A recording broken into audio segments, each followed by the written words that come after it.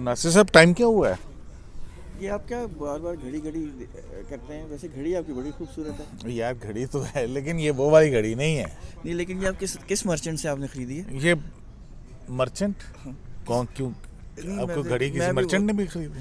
नहीं, मैं अच्छा चलें, क्या घड़ी घड़ी की बात करते हैं अब, हर वक्त घड़ी घड़ी घड़ी घड़ी। यार असल में टाइम देखना होता है ना, अच्छा देर भी हो रही है। हाँ पता नहीं अब, वैसे अभी ये टाइम बजा क्या है? कोई अच्छा वक्त नहीं लगा। अच्छा वक्त नहीं लग रहा घड़ी पे, है ना? चलें बहरहाल। अस्सलाम वालेकुम, शायराए दस्तूर से मैं हूँ अब्दुल क़य्यूम सिद्दीकी और आप हैं AQS के साथ, और मेरे साथ हैं जनाब नासिर इकबाल साहब।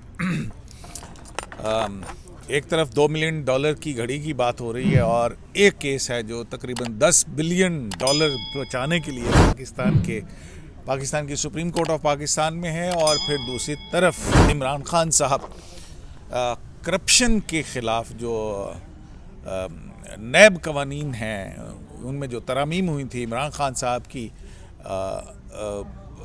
एहतसाब के लिए जो है वो दरख्वास्त की समाअत भी जो है वो हो रही है, क्योंकि मौजूदा हुकूमत तब्दील हुई तो उसके बाद नैब कवानीन में तरामीम की गई थी और उसकी भी कोई 22वीं समाअत थी, आज 21वीं 22वीं समाअत थी।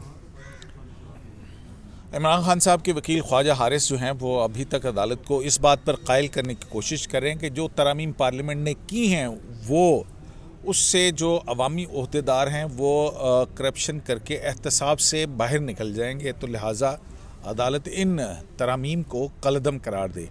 और अदालत की तरफ से उनसे मुसलसल सवालात पूछे जा रहे हैं कि हम ये कैसे कर सकते हैं। तो एक तो ये केस है, इस केस में आज भी कुछ जजेस की तरफ से रिमार्क्स हैं, जस्टिस मंसूर अली शाह की जानिब से और चीफ जस्टिस ऑफ पाकिस्तान की जानिब से भी। दूसरी तरफ जो है वो जो जैसा $10 अरब की बात हो रही है, पाकिस्तान को जो जुर्माना हो जाएगा रेकोडिक केस के ऊपर, वही रेकोडिक केस जिसमें सुप्रीम कोर्ट ऑफ पाकिस्तान ने ये मुआहदा मनसूख किया था, और फिर उसके बाद टिथियान कॉपर कंपनी सालसी में चली गई, बैनुल अक़वामी सालसी में ICSID से फिर पाकिस्तान को अवार्ड हुआ $6.5 अरब का तकरीबन। फिर उसके बाद जो है वो इस मामले को रीनिगोशिएट किया गया, तो अवार्ड रुकवाने के लिए वही मुआहदा एक नए सिरे से किया गया है उसी कंपनी को देने के लिए, और उसमें अब जो है वो बैरक गोल्ड जो है वो उसमें से निकल गई है। नहीं, बैरक गोल्ड है, एंटोफेगेस्टा जो है वो निकल गई है। जो टिथियान कॉपर कंपनी थी उसमें बैरक गोल्ड और एंटोफेगेस्टा जो है वो थे, लेकिन एंटोफेगेस्टा निकल गई। अब उसके 50% शेयर जो कि $900 मिलियन के पाकिस्तान की हुकूमत उसको अदा करके लेगी, उसके बाद जो है ये हुकूमत पाकिस्तान, वफाकी हुकूमत और सूबाई हुकूमत 25% शेयर के वो हामिल होंगे। इन्वेस्टमेंट जो है वो दूसरी कंपनी लेके आएगी और फेडरल गवर्नमेंट भी उसके अंदर अपना हिस्सा डालेगी। $900 मिलियन में एक तो वो शेयर खरीद लिए, तो अब जितनी इन्वेस्टमेंट होगी वो बैरक गोल्ड करेगी, और माइनिंग के हवाले से। पाकिस्तान का भी शेयर है, मतलब इन्वेस्टमेंट का, लेकिन वो 5 सालों में है तो वो फौरन नहीं होगा। हाँ। और उसके लिए भी वो जो मुआहदा हुआ है अब नया, ये $10 अरब से बचने के लिए, इस जुर्माने की रकम से बचने के लिए, उस पर एक सदारती रेफरेंस आया क्योंकि सुप्रीम कोर्ट का फैसला था। तो अब अदालत से ये मशावरत मांगी जा रही है कि हमने ये जो नया मुआहदा किया है ये जो है वो अदालती फ़ैसले की खिलाफ वर्जी तो नहीं, तो आप ये बता दीजिए हमें। उसके अंदर जो कानूनी पेचीदगियाँ हैं उसके ऊपर जजेस की तरफ से सवालात हो रहे हैं। आज बलूचिस्तान के वकील बैरिस्टर सलाहुद्दीन ने अपने दलाइल मुकम्मल कर लिए हैं, और बैरिस्टर फ़रोग़ नसीम जो कि अदालती मावन है उन्होंने अपने दलाइल शुरू किए हैं। तो नाज़िर साहब, नैब तरामीम के ऊपर तो बाद में आते हैं। फिर आप देख अब यार देख रहा हूँ ना कि टाइम ज़्यादा तो नहीं। अच्छा, तो क्या हुआ आज रेकोडेक के अंदर, मतलब क्या पेशरफ्त हुई है पिछली समातों के बनिस्बत? शुक्रिया क़य्यूम साहब। असल में आज बहुत टेक्निकल हियरिंग हुई है। हुआ ये है कि आपको पता है ये बहुत बड़ा अवार्ड है जो देना बड़ा मुश्किल है, तो इसमें एक जितने पाकिस्तान के फॉरेन रिजर्व्स नहीं है उतना बड़ा अवार्ड है। तो एक फेडरल एक्ट है 1948 का जो मिनरल और एक्सप्लोरेशन, गैस और ऑयल एक्सप्लोरेशन से ताल्लुक़ रखती है, वो फेडरल लॉ है। ہوا یہ ہے کہ اس کے دو پارٹ ہیں. اس میں سے ایک آئل اینڈ گیس ایکسپلوریشن اور نیوکلیئر وہ فیڈرل گورنمنٹ نے کے پاس ہیں, لیکن جو منرلز ہیں وہ پروونشل گورنمنٹ کے پاس ہیں. ہوا یہ ہے 18th امینڈمنٹ کے بعد جو اس کے ہوا یہ ہے کہ اب جب یہ ایشو بڑھا کیونکہ آپ کو یاد ہے 3 سال سے بڑی مشکلوں سے یہ نیگوسیشنز ہوئی ہیں, 3 سال مستقل اس پہ کام ہوتا رہا, تب جا کے یہ نیگوشیشن فائنلائز ہوئی ہیں, لیکن ابھی تک سائن نہیں ہوئے. جب تک سپریم کورٹ کا جواب نہیں آئے گا یہ سائن نہیں ہوں گے. تو اس میں ہوا یہ کہ بلوچستان گورنمنٹ کو ایک بریفنگ دی گئی تھی 9 گھنٹے کی. اس پہ 9 گھنٹے میں کوشچن آنسرز تھے بے شمار, اس میں بڑا لمبا سیشن تھا. اس کے بعد بلوچستان گورنمنٹ نے ایک لاء بنایا تھا اور وہ سیکشن 7 اس میں ایڈ کیا تھا, اس 1948 کا جو فیڈرل ایکٹ ہے اس میں کیا تھا. آج جسٹس منیب اختر نے یہ پوچھا کہ پروونشل گورنمنٹ ایک فیڈرل لاء کو کیسے امینڈمنٹ لا سکتی ہے. اب آج کی ساری ہیئرنگ یہی اسی پہ رہی ہے, کیونکہ وہ ان کا یہ کہنا تھا کہ وہ جو پرنسپل آف انسیڈنٹل انکروچمنٹ کی جو بات کر رہے تھے وہ بالکل وہ کہہ رہے ہیں کہ یہ فیڈرل گورنمنٹ تو ایسا لاء بنا سکتی ہے جو پروونشل اسمبلی پہ یا پروونشل گورنمنٹ کے اوپر افیکٹ کرے, لیکن پروونشل لیجسلیشن جو کہ کمپیٹنس نہیں ہے کہ وہ ایک ایسا لاء بنائے جو فیڈرل لیجسلیشن کو اثر انداز ہو. تو اس کا کیا مطلب ہو. تو کیونکہ جو جسٹس جمال صاحب بھی یہ کہہ رہے تھے کہ آپ جو ہے اس کو کوئی نیا لاء بنا لیں, اس کنٹروورسی کو ہی ختم کر دیں, لیکن کورٹ کو یہ کہا جا رہا ہے کہ اصل میں ہم آپ کے پاس آئے ہی اس لیے ہیں کہ آپ جو ہیں ہمیں کوئی رہنمائی فرمائیں, کیونکہ تاکہ فیوچر میں یہ چیلنج نہ ہو سکے, کیونکہ ہمارے پاس اب اتنا وقت نہیں ہے. کیونکہ کل میں نے کیا کوئی اس میں کوئی ٹائم لائن ہے کہ بھئی کب تک آپ نے کرنا ہے, ادروائز کیا ہوگا؟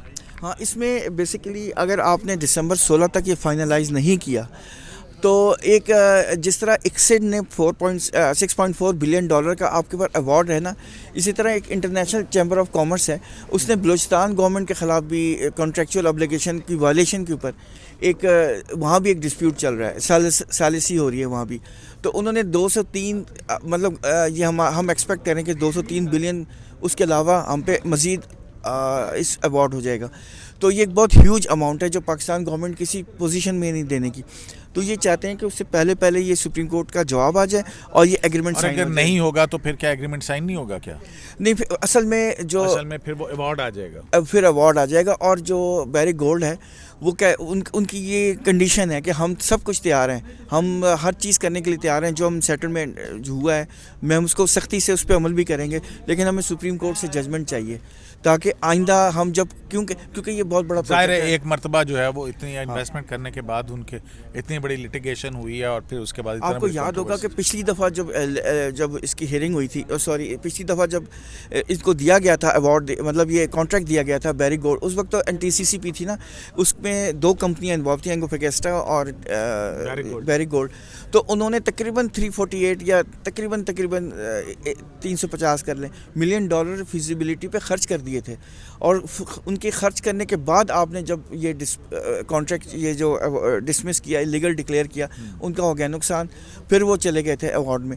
تو وہ کہتے ہیں ہمیں آئندہ اس قسم کے دوبارہ سچویشن مطلب فیس کرنا پڑے, تو وہ چاہ رہے ہیں کہ ہمیں کوئی گارنٹی مل جائے. تو وہ اس سلسلے میں آئے ہوئے. تو آج یہی ساری بحث تھی. تو آج وہ فروغ نسیم صاحب نے ایک سلوشن سا دیا کہ انہوں نے کہا کہ یہ اس میں انسیڈنٹل انکروچمنٹ کا پرنسپل آپ اس کو لاگو نہ کریں, یہ جو سیکشن 7 ہے اس کو آپ ایک علیحدہ سے لا تصور کریں, ایگزسٹنگ لا, کیونکہ ایگزسٹنگ لا تو وہ ہے, تو آپ اس کو ایک علیحدہ سے لا سمجھ لیں, اور یہ سمجھیں کہ بلوچستان گورنمنٹ نے اس کو ٹھیک لی, یعنی ان کا کمپیٹنس تھی, لیجسلیٹو کمپیٹنس. تو آپ اس کو تصور کرتے ہوئے اسٹینڈ الون لا سمجھتے ہوئے اس کو عمل درآمد کر دیں, اور یہ ایک سلوشن ہے, اور اس سے پھر کنٹروورسی ختم ہو جائے گی. اور اس پہ بھی مطلب کورٹ انکلائن نظر آئی کہ ہاں یہ ہے راستہ, کیونکہ چیف جسٹس صاحب نے بھی درمیان میں کہا تھا کہ ٹھیک ہے یہ ایک کنٹروورسی بن رہی ہے, لیکن کوئی نہ کوئی راستہ تو ہوگا نا. اور یہ وہ بظاہر راستہ یہی ہے کہ آپ اس کو ایک لا بنا لیں, کیونکہ یہ صلاح الدین صاحب نے بھی بار بار کہا ہے, اور اس سے پہلے جو ایڈیشنل یہ ون ٹائم کانٹریکٹ ہوگا, اس کا کوئی یہ نہیں کہ اگر کوئی فارن انویسٹمنٹ ایکٹ کی بھی بات ہو رہی ہے نا کہ گورنمنٹ بنا رہی ہے, کیا ہے اصل میں- foreign investment protection act. Reconstruction ایک تو وہ لا بن رہا ہے اور ایک یہ سیٹلمنٹ ہے. تو سوال ہی یہ پوچھا گیا کہ کیا یہ جو لا ہم بنانے لگے ہیں پروپوز لا ہے, ابھی وہ فائنل نہیں ہوا, پارلیمنٹ نے پاس کرنا ہے وہ, اور جو یہ سیٹلمنٹ ہے یہ 2013 کی جو ججمنٹ تھی سپریم کورٹ کی, اس کی وائلیشن میں تو نہیں ہے. یہ ذہن میں رکھیں کہ سپریم کورٹ کی جو 2013 کی جو ججمنٹ ہے نا, انہوں نے اس کو ڈکلیئر کیوں کیا تھا ایلیگل, کیونکہ اس میں اس زمانے میں جو لا ایگزسٹنگ لا تھے ان کی وائلیشن تھی, ایسا نہیں تھا کہ وائلیشن نہیں تھی. مائننگ لائسنس کے حوالے سے, اور دوسرا جو چیجوا تھا اس کے حوالے سے, اس میں ٹرانسپیرنسی بھی نہیں تھی, اور اس میں کرپشن کے ایشوز بھی تھے. نہیں, کرپشن ثابت نہیں ہو رہی تھی, اس سے کرپشن آپ مائنس کر دیں تو, لیکن اس میں وائلیشن ضرور تھی کہ انہوں نے بہت سارے, جیسے اس میں ایک چیف, وہ ریکٹیفائی تو کی جا سکتی تھی نا ناصر صاحب, بجائے اس کے کہ آپ اس کی بنیاد پہ آپ کانٹریکٹ منسوخ کر دیں کہ جس کے بعد آپ کو اتنا بڑا ایوارڈ آ جائے. اصل میں اس زمانے میں سپریم کورٹ سے لوگ کہتے ہیں نا کہ دیکھیں جی سپریم کورٹ کی وجہ سے پاکستان کو کتنا بڑا ایوارڈ. اب ان ججز سے تو نہیں ہم پیسے مانگ سکتے کہ جناب قومی خزانے کو اتنا نقصان ہوگا اگر آپ نے یہ کیا ہے تو. دیکھیں جب اس زمانے میں ہیئرنگ ہو رہی تھی نا, جسٹس افتخار چودھری صاحب چیف جسٹس تھے, جو وہ ہیئرنگ ہو رہی تھی نا, تو خالد انور صاحب جو تھے وہ ٹی سی سی پی کے وکیل تھے, انہوں نے آ کے یہ سپریم کورٹ کو بتایا تھا کہ آپ ابھی رک جائیں,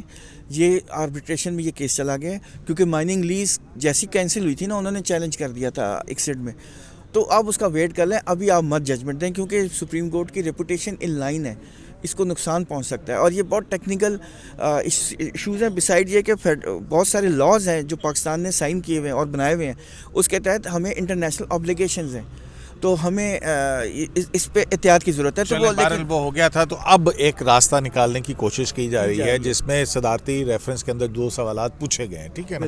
اب ان کا جو اس کے اوپر عدالت کی جو رہنمائی آئے گی, پھر اس کی روشنی میں ہوگا سارا کچھ. اللہ کرے کہ یہ ہم تو $2 ملین کی گھڑی گر ہو رہے ہیں, یہ $10 ارب جو ہے نا یہ بچ جائیں, لیکن ابھی بھی دیکھنا ہوگا اس کے کیا ریپرکشنز ہوتے ہیں, بڑے ریپرکشنز ہیں نا, کیونکہ آپ کی ساری جو ڈالر کی جو وہ ٹرانزیکشنز ہیں انٹرنیشنل, جیسے آپ آئل خریدتے ہیں اور بہت ساری چیزیں ہیں, وہ رک جائیں گی, آپ آئل نہیں امپورٹ کر سکتے. مطلب یاد ہے ناصر صاحب جب یہ ایوارڈ آیا تھا تو پھر اس کے بعد آپ کے جو گورنمنٹ آف پاکستان کے 2 ایسٹس تھے وہ اٹیچ بھی کر دیے گئے تھے, وہ بڑی مشکلوں سے ہم نے بچائے ہیں.